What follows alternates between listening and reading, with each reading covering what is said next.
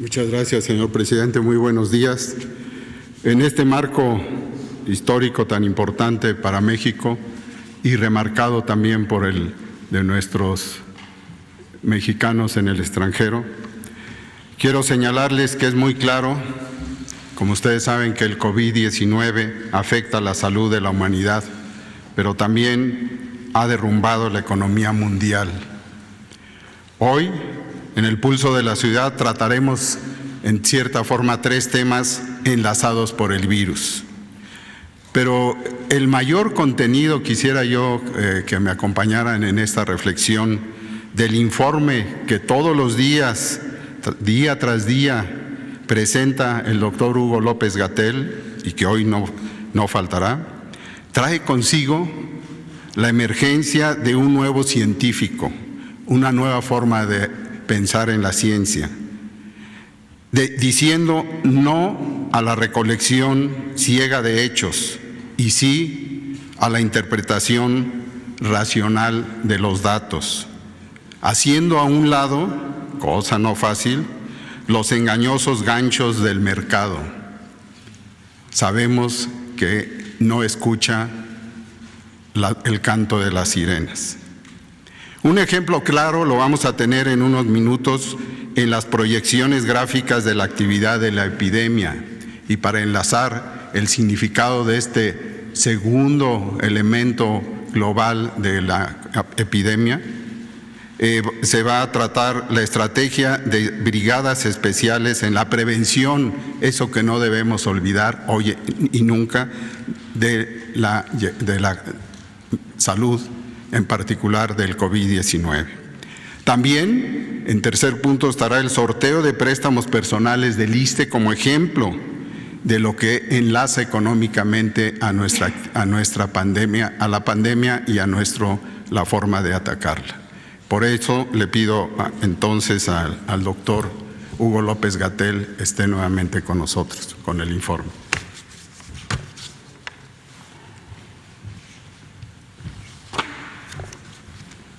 Muy buenos días. Con su permiso, señor presidente. Maestro, gracias por sus palabras.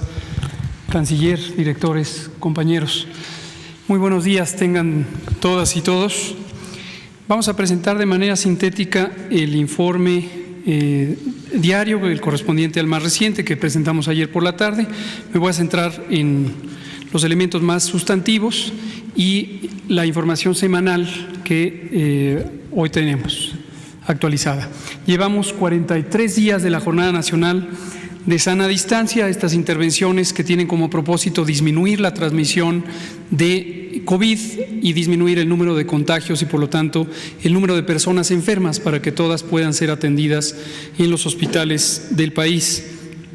Tenemos en la información diaria que a nivel mundial hay más de 3.435.000 personas que desde el inicio de la epidemia en 2020 han tenido la enfermedad. 33% de ellas, que son más de 1.136.000, han ocurrido en los últimos 14 días. Son los casos activos, son las personas que enfermaron recientemente y que están impulsando la transmisión de la enfermedad. La tasa de letalidad global se ha estabilizado en 7% en los últimos 3 días. La mitad, un poco más de la mitad de la ocurrencia de la enfermedad acumulada ha ocurrido en el continente americano. En el panorama nacional, lo que vemos es que desde el primer caso confirmado, el 28 de febrero de 2020, se han acumulado 24.905 casos, de los cuales 6.696 son de los últimos 14 días y son, por lo tanto, la parte activa de la epidemia. Desafortunadamente han perdido la vida ya 2.271 personas directamente por presentar las formas graves de esta enfermedad COVID causada por el nuevo coronavirus SARS-CoV-2. Se han analizado más de 100.000 personas que en su momento fueron casos sospechosos, se les han hecho las pruebas correspondientes de laboratorio y han resultado o negativas, como casi 62.000 de ellas, o positivas, como son los 24.905. Cuando lo vemos en el mapa, esta carga acumulada de casos, carga histórica, vemos que prácticamente todo el territorio ha tenido casos y solamente el estado de Durango ha tenido menos de 100 casos, todos los demás han tenido más de esa cantidad. Lo vemos en una forma gráfica, en el gráfico de barras, donde vemos que la Ciudad de México es la zona donde ha habido mayor cantidad de casos, conjuntamente con los municipios conurbados del Estado de México, y esto representa prácticamente la mitad de la carga acumulada de enfermedad.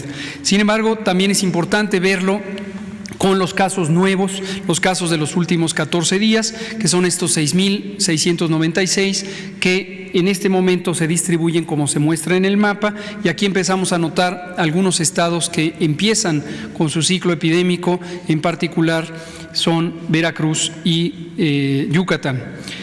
Cuando lo vemos en el gráfico de barras, vemos también el orden en que se está presentando la intensidad de la transmisión. Aquí sí se puede interpretar como intensidad de transmisión debido a que son los casos recientes, y vemos la Ciudad de México, el Estado de México, que es el Valle, no es el Valle de Toluca, es el Valle de México, seguidos de Tabasco, Veracruz y ahora ya Yucatán, que se pueden mostrar ahí como las epidemias más recientes. Cuando comparamos, considerando la población, y utilizamos la incidencia, es decir, el número de casos divididos por la población que está en cada entidad federativa, vemos que a nivel nacional tenemos 5.23 personas por cada 100,000 que han tenido COVID en los últimos 14 días.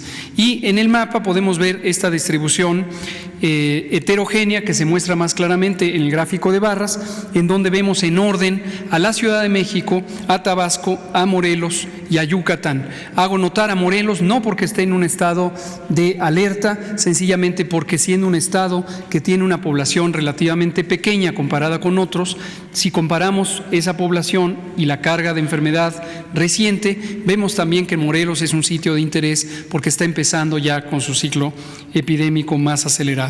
Cuando vemos las lamentables defunciones en la siguiente gráfica, vemos que siguen el mismo patrón de ocurrencia que sigue a los casos, con un desfase de 10 a 12 días, que es el tiempo promedio en el que puede ocurrir la pérdida lamentable de la vida después de que se ha tenido la forma grave de COVID. Y recordamos a la población que esto es una enfermedad importante que no debe confiarse, en particular las personas adultas mayores, las embarazadas y quienes tienen enfermedades crónicas, como lo enfatizaré en unos pocos minutos. Esta distribución de los casos fatales está también siguiendo el mismo patrón que los casos acumulados. Obviamente las muertes se van acumulando porque son eventos irreversibles. Y vemos en la siguiente diapositiva la distribución de casos de acuerdo a su fecha de ocurrencia, no a su fecha de registro, y vemos que existe un desfase entre el inicio de los síntomas y la demanda o solicitud de atención de salud, y este desfase es de cerca de 5 a 7 días. Esto es importante destacar, que es importante que las personas que tienen estos elementos de riesgo que he mencionado, enfermedades crónicas, embarazo o edad mayor de 60 años, no retarden su solicitud de atención. Vayan de manera inmediata si presentan los signos y síntomas de COVID, que son muy característicos: la fiebre, el dolor de garganta, la tos y otros que no son tan característicos, como el dolor de cabeza, el dolor muscular y de articulaciones o de huesos. En la siguiente gráfica lo que vemos es la curva acumulada de casos, siempre tiene esta orientación lineal, exponencial. Bueno, no es lineal, de hecho es exponencial, pero me refiero a una progresión donde siempre aumenta, porque son los casos que se van acumulando, estos 24.905. De ayer a hoy, o más bien de anteayer a ayer, tuvimos una adición de 1.434 casos, y en los últimos 9 días hemos tenido una magnitud semejante de incorporación de nuevos casos. En las siguientes 3 diapositivas lo que vemos es la ocupación hospitalaria, que es el elemento principal de vigilancia epidemiológica durante la fase 3. ¿Por qué razón? Por lo que hemos dicho, el riesgo principal de la fase 3 en México y en cualquier parte del mundo es la sobreocupación de los hospitales. Ningún sistema de salud está previamente preparado para recibir un evento de esta naturaleza, y lo que en su momento hicimos algunos países es que nos preparamos en el tiempo que tuvimos la oportunidad. En el caso de México, la preparación inició desde el 3 de enero con distintos planes de reorganización, y uno de ellos incluyó la reconversión hospitalaria, en donde por modificar las condiciones de operación de los hospitales en el Sistema Nacional de Salud, por haber firmado un convenio con hospitales privados, por haber puesto instalaciones provisionales para la atención de casos COVID y otras intervenciones, logramos duplicar la capacidad, más que duplicar la capacidad instalada para poder atender a las personas. Pero de todos modos, seguimos recordando la importancia de quedarse en casa. Hay que quedarnos en casa, en particular ahorita que estamos en la parte más intensa de transmisión en las 5 zonas urbanas que han sido destacadas como las de transmisión más activa. Regresando aquí al mapa, vemos la distribución de los 674 hospitales designados para la atención COVID, y con el reporte de 95% de ellas, sabemos que el 31% de las camas que han sido designadas, que son para hospitalización COVID, están en este momento ocupadas. Y en las siguientes 2 gráficas vemos en 2 capítulos, en 2 secciones, en esta diapositiva, la ocupación de camas generales. No son camas para personas extremadamente graves, sino son moderadamente graves que requieren hospitalización, y vemos en la barra del lado derecho la distribución nacional de la ocupación, donde tenemos 31% de las camas destinadas a COVID ocupadas, pero todavía el 69% disponibles. Si lo vemos en el orden de izquierda a derecha, destaca el orden en que está la ocupación hospitalaria, con la Ciudad de México, que tiene al revés, 69% de su capacidad instalada, ya con la reconversión en este momento ocupada. Sin embargo, como anunció ayer la jefa de gobierno, seguimos trabajando en expandir la capacidad, y en la Ciudad de México se van a reorganizar todavía 5 hospitales adicionales, y se está construyendo la unidad temporal COVID en el Autódromo de la Ciudad de México, lo que a su vez va a expandir aún más la capacidad. Entonces, a eso hay que hacerlo, como se puede ver, todavía cuando hay capacidad de reserva, pero nos vamos adelantando en cada paso a aumentar la capacidad, de modo que no lleguemos al punto límite. En la siguiente se ve en estas gráficas de barras con color verde la ocupación. En promedio, la barra nacional en el extremo derecho de la diapositiva, 25% de las camas para pacientes extremadamente críticos están ocupadas, pero todavía 3/4 partes, 75%, quedan disponibles. Si nos regresamos al lado izquierdo y lo vemos en orden por las entidades federativas, la Ciudad de México tiene 61% de ocupación, todavía 39% de disponibilidad. Vámonos a la parte de la información semanal para caracterizar la epidemia. Esta la ponemos semanal porque cambia poco, de hecho ha cambiado muy poco a lo largo de la fase 3, y lo que vemos aquí es los casos acumulados por edad y sexo, donde ha tenido una distribución bastante estable, y podemos ver que para ambos sexos tenemos la distribución a lo largo de todas las edades, particularmente en donde hay mayor cantidad de población, obviamente las personas adultas jóvenes. En la siguiente diapositiva lo que vemos es la comorbilidad, es decir, qué condiciones de salud son las que se asocian con alta frecuencia en personas que tienen COVID. Y lo que vemos es, en esta distribución de porcentajes, que 43% tienen hipertensión. Esto es más que lo que existe en la población en general, que es cerca del 35% de prevalencia de hipertensión en personas mayores de 20 años. Diabetes, tenemos casi 40% de personas que tienen COVID tienen diabetes, y esto contrasta con un promedio nacional de 14% de diabetes para personas mayores de 20 años. Y en obesidad tenemos 30.43%, que es semejante a la frecuencia de obesidad que existe en personas mayores de 20 años, que es de 35%. El tabaquismo, que en sí mismo es una enfermedad, es causante de muchos, casi una cantidad innumerable de males de salud, y también ha aumentado su representación entre las personas que tienen COVID. El resto resto de las enfermedades, cada una de ellas importante, se pueden ver también en la diapositiva. En la siguiente vemos la representación de las defunciones, los casos que lamentablemente han perdido la vida. Y lo que vemos es notorio, ha sido notorio desde el inicio de la epidemia por su contraste con respecto a lo que ocurre en otros países. Tenemos a personas adultas mayores, prácticamente de todo el intervalo desde los 40 años, que tienen también casos fatales.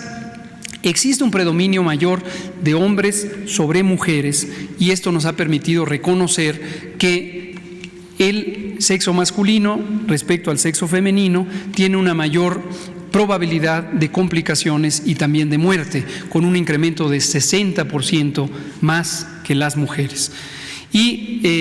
Pero llama la atención, es notorio, el impacto que tiene estas enfermedades crónicas, como ya se mencionaba ayer, lo mencionaba el propio presidente, que tiene sobre la epidemia de COVID. Es decir, una gran carga de enfermedad crónica causada por una mala alimentación a lo largo de 35 o 40 años, hoy está cobrando una factura más con un evento agudo, que podría uno pensar de inicio no tendría relación, pues aquí tiene una clara relación y es uno de los mecanismos más por los que las enfermedades crónicas nos dañan. Finalmente, o casi finalmente, vemos aquí la letalidad de acuerdo a la condición de gravedad y pueden ver en la primera columna de esa tabla distintas categorías de acuerdo a la intensidad de la enfermedad. Ambulatorio quiere decir los casos leves, le llamamos ambulatorio porque se tratan en su casa, no necesitan hospitalización. Y luego 3 niveles de la condición de pacientes hospitalizados, estables, graves y los intubados, que son los más graves. Están los números, tanto de casos como de defunciones, y en el extremo derecho, en la última columna, lo que vemos es la letalidad. Esto es el porcentaje de personas para cada una de estas categorías que pierden la vida, y se puede ver claramente esta progresión, este gradiente, en donde las personas hospitalizadas, intubadas, tienen una mayor probabilidad de perder la vida. Ahí aparece un 52%, que puede ser todavía una subestimación con respecto a la letalidad en general. ¿Cuál es la razón? Tenemos una proporción importante de personas que llegan demasiado tarde. Entonces ni siquiera quedan registradas como intubadas porque pierden la vida en horas después de haber arribado al hospital. Y en la siguiente diapositiva lo que vemos es la positividad. La positividad es el porcentaje de personas que, teniendo las características clínicas de COVID, se les toma una muestra de para procesar un análisis de laboratorio y que se encuentran positivas al virus COVID. No todas resultan positivas porque hay otras causas también de daño pulmonar agudo. Y entonces no todos los casos de infección respiratoria aguda grave son realmente COVID, pero sí lo son un porcentaje muy notorio que aquí se puede ver. Me concentro en la curva morada, que son los casos más graves, donde en promedio hasta el 58%, según se ve también en la tabla que está debajo del gráfico, pueden llegar a tener positivo a COVID. Y obviamente los casos menos graves tienen menor frecuencia. Veamos las últimas 2 gráficas porque son reveladoras de lo que está ocurriendo en México respecto a otros países. Esta gráfica está tomada de un sitio público patrocinado principalmente por la Universidad de Oxford en el Reino Unido, y lo que pueden ver ustedes es estas curvas que muestran la progresión de la enfermedad. Para pronta identificación comento lo siguiente. En el eje horizontal, es decir, la línea que está abajo de la gráfica, se ven los días contados a partir de que se han alcanzado 100 casos. Esto lo que permite es hacer una comparación entre países independientemente de la fecha exacta en el calendario en que empezaron sus epidemias. Se toma como referencia 100 casos, se podría tomar otra cantidad de casos, 50, 100, 200, pero aquí se han tomado 100 casos. En el eje vertical, lo que se muestra es la cantidad de casos que se van confirmando y registrando en cada uno de los países a lo largo del tiempo. Y está en una escala logarítmica, esto quiere decir aumenta en intervalos de 100, 1000, 10,000, 100,000, etcétera. Y finalmente, las curvas o las líneas de colores lo que representan es este cambio en el número de casos a lo largo del tiempo. Entre más vertical está una línea, quiere decir una progresión más rápida de la enfermedad. Entre más horizontal, quiere decir una progresión más lenta de la enfermedad. Y hay unas líneas diagonales referenciales que muestran cuándo se duplica la epidemia. La primera corresponde a que se duplica cada día, la segunda que se duplica cada 2 días, la siguiente cada 3 días, si las vamos viendo en el orden de las manecillas del reloj. Vemos algunos países, desde luego no están en color todos, está Estados Unidos, España, Alemania y Francia, algunos de los países y también Reino Unido, aunque no se ve la etiqueta de letras, son el conglomerado azul que está inmediatamente debajo de Estados Unidos, son los países europeos que han tenido la mayor carga de enfermedad. Enseguida están Suiza y Suecia, y en medio de Suiza y Suecia podemos ver la trayectoria de México. México ha tenido una duplicación inicial cada 2 días, solamente los primeros 4 o 5 días que alcanzamos los primeros 100 casos, y posteriormente tuvimos una inclinación muy drástica de la curva y empezamos a tener duplicaciones cada 5 días. Y al llegar al día 40 tuvimos un cambio también nuevamente y estamos teniendo duplicaciones cada 6 días. Es decir, se está haciendo cada vez más lenta la epidemia. Esto es la razón por la que decimos con esta y otros elementos de evidencia que hemos aplanado la curva. Para que nadie se confunda y malinterprete, aplanar la curva no quiere decir que es exactamente plana. Exactamente plana querría decir no tenemos una epidemia. Lo que quiere decir es que comparado con lo que hubiéramos tenido si no hubiéramos hecho las intervenciones, principalmente estas masivas de la Jornada Nacional de Sana Distancia, habríamos tenido muchos más casos y en una forma muy precipitada en el tiempo. Hemos reducido cerca del 60 al 75% de la cantidad de contagios gracias a estas intervenciones. Y eso es lo que se puede ver ahí. La última curva es la de Japón, muestra un país que también ha tenido un éxito importante en el control de la epidemia, con una duplicación cada 10 días, prácticamente desde el inicio, desde que contó 100 casos. Y la última es la visión interna en el país. Hemos replicado este modelo de la curva, pero ahora para las entidades federativas. Y están las 32 entidades federativas. Se interpreta de la misma manera la curva, solo tomen en cuenta que el eje vertical, el que muestra el número de casos, tiene desde luego otra escala que llega a un máximo de 10,000. Vemos en primer lugar a la Ciudad de México con estos casi 7,000 casos que se han comentado, y también vemos que la velocidad de duplicación es cada 7 días, que es la línea referencial que está ahí.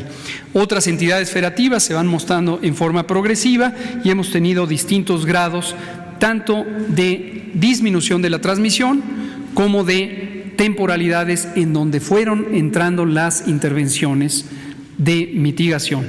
Destaco el caso de Jalisco por ser un estado que se muestra ahí rumbo a la parte final, en la parte baja de la curva, de la gráfica, y se puede ver una curva que empezó muy lenta desde el inicio. Esto fue afortunado porque teniendo a Guadalajara, la segunda zona metropolitana más poblada de la República, justo cuando empezó con su primer caso, es cuando empezaron las intervenciones de la Jornada Nacional de Sana Distancia. Esto le dio a Jalisco y concretamente a la zona metropolitana de Guadalajara la oportunidad de iniciar la epidemia con una progresión muy lenta debido a que ya estaban en vigor las distintas intervenciones de mitigación. Eso es todo. Presidente, secretario, con permiso.